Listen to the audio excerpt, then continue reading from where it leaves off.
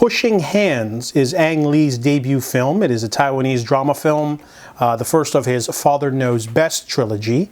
This one is basically about Chu. He is an older man, a retired Tai Chi master, he just moved in with his son's family. So he's got his son, basically has an American wife, and he's got a grandson as well.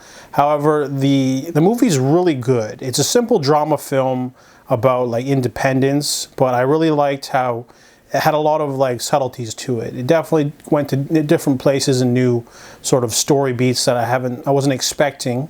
For example, the opening sequence is done in silence, but we basically see how it is he's living with the family, and he's a bit of a burden because he makes a lot of noise, and you know, the wife Martha, she makes vegetarian food. She's a writer, so she has to work from home.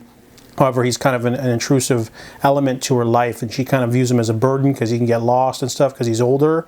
Meanwhile, the son, you know, he's trying to like balance work but also his home life because, you know, he's supposed to be a good filial son, but he also has to, you know, give his wife what she needs too because, you know, she's a part of her life too. So that's the sort of large conflict of the story. And then there's other things.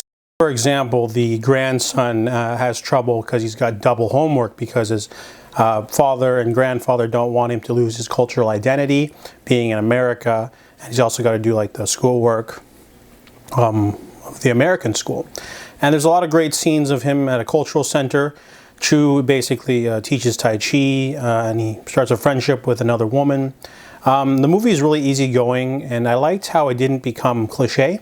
You know, I was half expecting him to make like vegetable dumplings for his daughter-in-law, and they can bond and like reconnect. And the movie doesn't go in that direction. It's actually pretty interesting the way the movie turns out.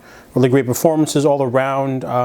You know, it doesn't try to make anything. It doesn't turn into a melodrama. It turns rather realistic and really interesting themes that are still relevant, even though the movie came out in the 90s, it's still relevant today. So it's a really strong drama film, and I give Pushing Hands a 7 out of 10.